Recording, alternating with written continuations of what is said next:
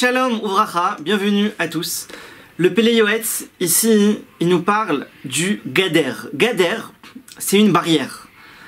Zo mitzvah al kol Israël. Il y a une mitzvah, chaque juif la asot Gader, de faire une barrière. Comme il y a écrit dans le Chumash Vayikra, chapitre 18, verset 30, Ushmartem et mishmarti. Et vous garderez ma garde. Alors nos sages expliquent dans Moed Katan Dafhe, Asu mishmeret les mishmarti. Faites une garde sur ma garde. Alors on va expliquer, on va mettre un peu de l'ordre dans toutes ces gadères, toutes ces barrières qu'on doit nous mettre, que les sages nous mettent.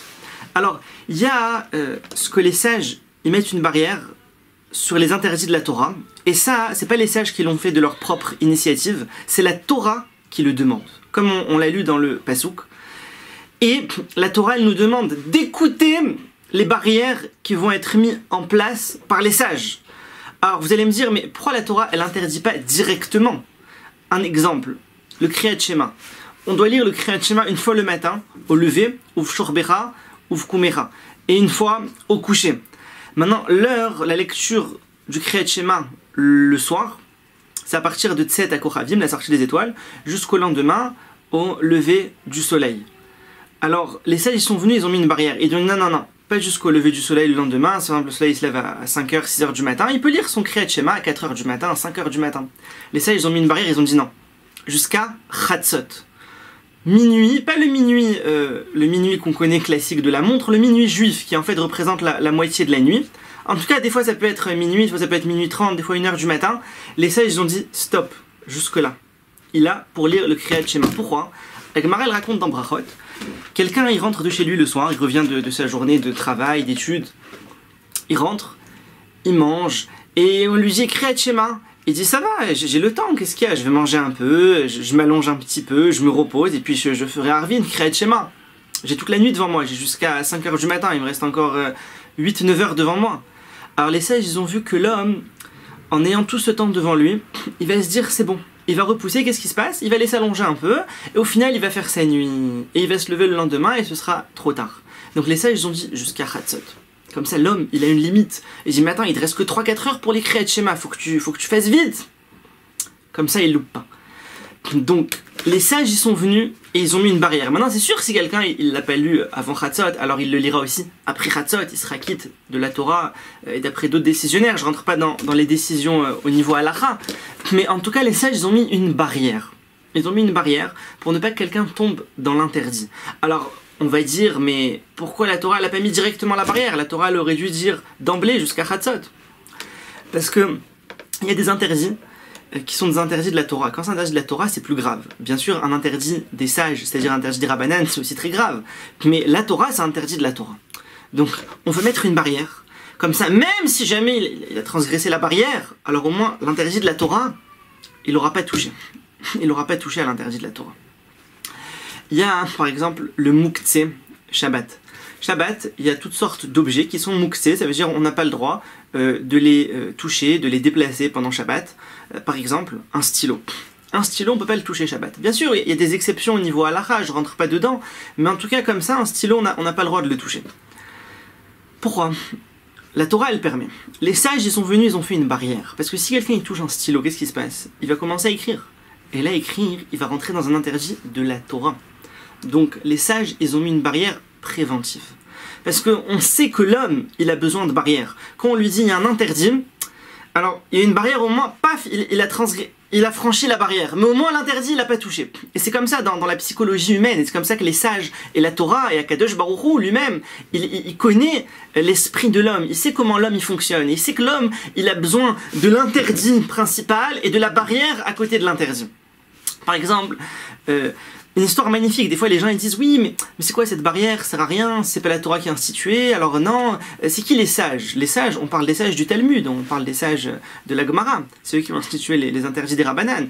D'autres choses qui ont été instituées avant eux aussi, mais principalement la Gemara. Alors des fois, quelqu'un il dit mais je comprends pas. Pourquoi ils rajoutent? On n'a pas assez d'interdits comme ça. Ils nous rajoutent des choses. Il y a une très belle histoire que j'ai vécue. Vous savez, il y a un interdit de faire un gâteau chalavi, un gâteau au lait. C'est interdit de le faire sans qu'il y ait soit dessus une étiquette où il y a marqué dessus chalavi, au lait, ou bien une forme particulière. C'est pour ça qu'en Israël, Baruch Hashem, dans toutes les boulangeries, les pâtisseries, quand ils font quelque chose où il y a dedans du lait, du fromage, ils font une forme rectangulaire. Donc quand on voit un gâteau, un truc rectangle, on sait que c'est au lait. Ou quand ils font les beignets de Hanouka, ils mettent dessus une étiquette Halavi. Parce que tu vois un beignet en général c'est plutôt parvé, là il y a un beignet qui est Halavi, donc il faut le préciser, sinon quelqu'un il a mangé de la viande, il vient, il veut prendre un gâteau, un beignet, il sait pas que c'est au lait, et donc il va transgresser l'interdit. Donc, qu'est-ce qui s'est passé? Une fois j'étais chez quelqu'un et il y avait un gâteau au lait, et je lui ai dit mais attention, ce gâteau-là il est au lait, mais quand on le voit, hein, on sait pas qu'il est au lait, il n'y a pas écrit que c'est au lait, il n'a pas une forme spéciale, c'est un peu interdit parce que ça induit les gens en erreur. Alors il me dit oui, mais je suis à la maison, si quelqu'un il vient, voilà, on est à la maison, les gens de la maison ils savent que c'est au lait, si quelqu'un vient de l'extérieur il va pas se servir dans mon frigo sans demander la permission, je vais moi le servir, je vais lui dire que c'est au lait, pourquoi il n'y a pas besoin, ça c'est quoi, pas besoin. Bon, je suis parti, et voilà que pas moins que 2 heures après, il m'appelle, il me dit c'est incroyable, comment les sages, ils ont prédit la chose à l'avance. Il me dit voilà, il y a quelqu'un qui est venu, qui a toqué, après que je sois parti, quelqu'un qui a toqué à la porte, un membre de la famille, il est rentré, circulé dans la maison, et puis il a ouvert le frigo, et puis comme c'était un membre de la famille, il a demandé à personne, il a ouvert, et il s'est servi du gâteau. Et l'autre il voit, il dit mais attention c'est Khalavi. Il dit ah, je savais pas, j'étais Bassari.